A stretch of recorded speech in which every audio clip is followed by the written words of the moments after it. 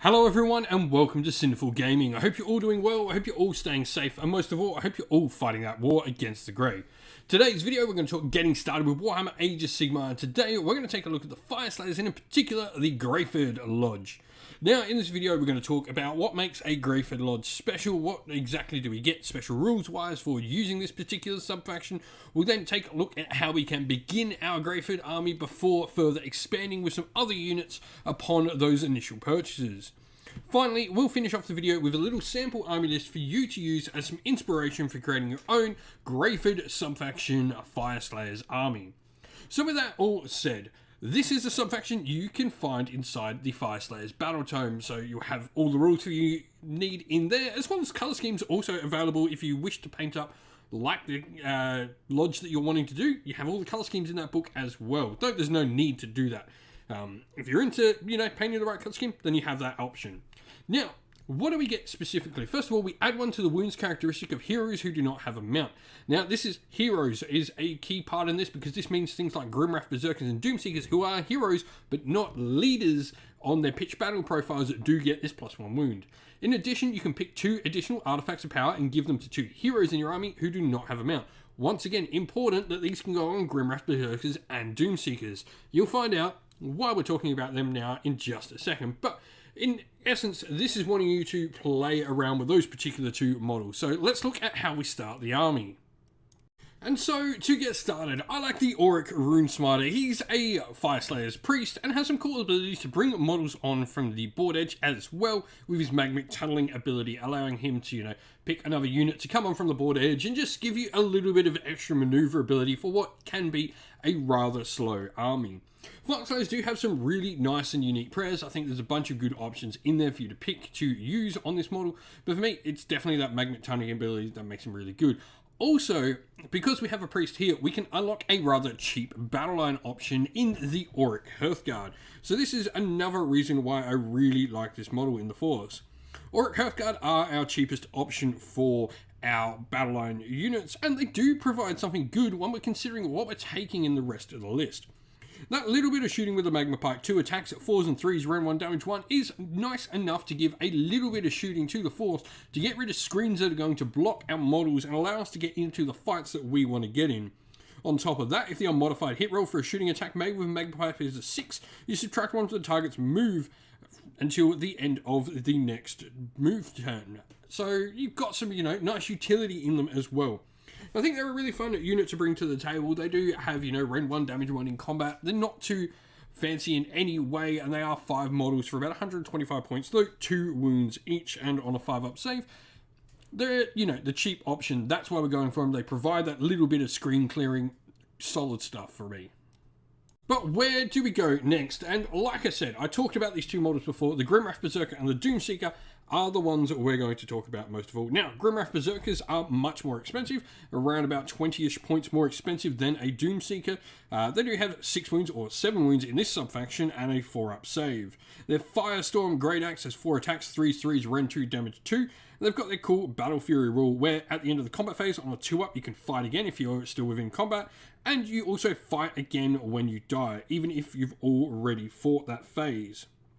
So you've got 2 fights in every phase, potentially most of the time, on a 2+ if you're not dead. But can be really nice. And don't forget, we can put artifacts on these models because they are heroes, they're just not leaders. Now the Doomseeker is a little different. 5 wounds instead of the 6, so going up to 6 instead of 7, like the Grimwrath Berserker. Still a 4-up save though. They have a couple of weapons on their Runic Iron with 3 attacks, 3s, no rend, damage 1, and the Doomseeker Axe 3 attacks, 3s, rend 1, damage 1. Their Oathbound rule allows you to pick an enemy unit to swear to destroy, and at the end of the combat phase, if you're within 3 into that unit and you've fought no more than once, you can fight again. In addition, if you've been slain and you're near that model, you can fight. So they're sort of like Grimwrath Berserkers, they just have a little bit of a hoop to jump through in order to get those fight again.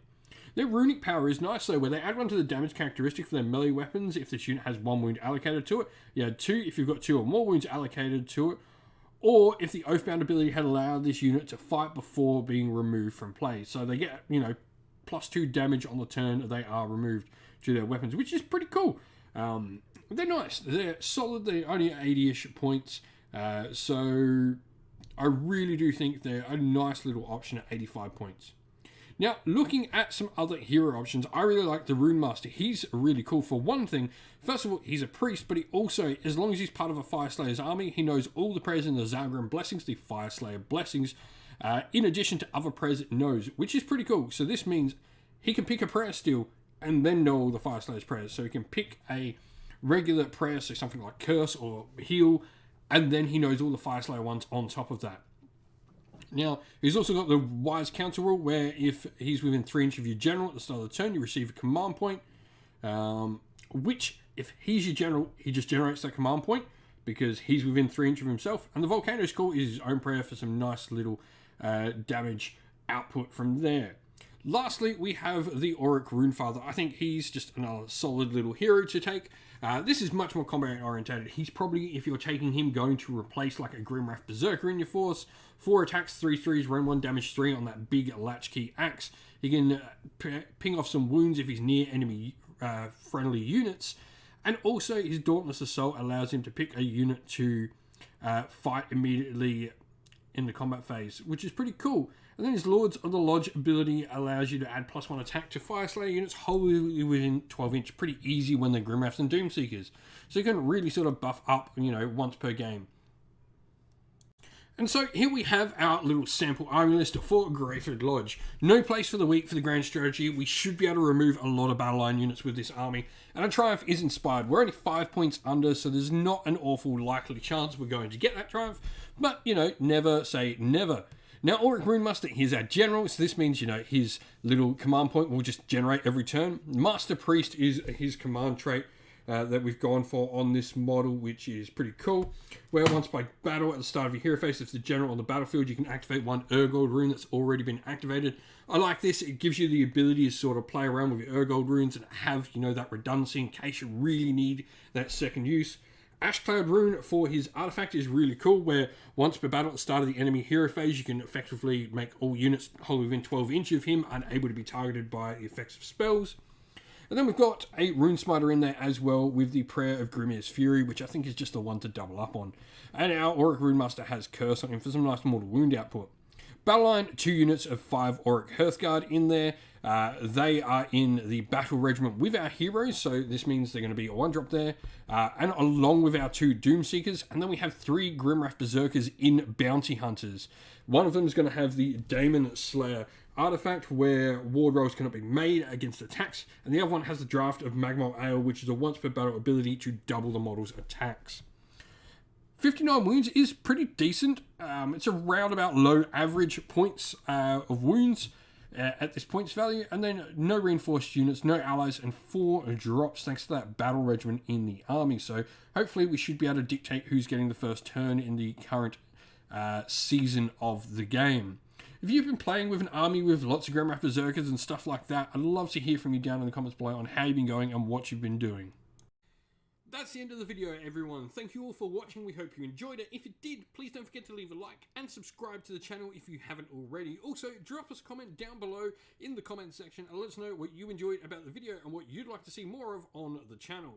If you'd like to come chat more with me and other members of our little community here we have at Sinful Gaming, you can do so on our Discord server, which is linked in the video's description.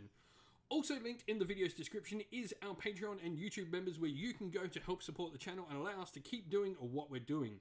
As a special thank you to our Patreons and YouTube members, we'd like to give them all a shout out. So thank you to our Patreons: Christian Weir, Soren, Greenskins Gaming, Kenny Lauer, Outer and Shot First, Andrew Bowen, Nathan Fee, The Rising Ant, Q Dynamic, Anthony B, JJ Austrian, Average Wargamer, Domir, Mark Harvey, James Cater, Derek, and Giappi390.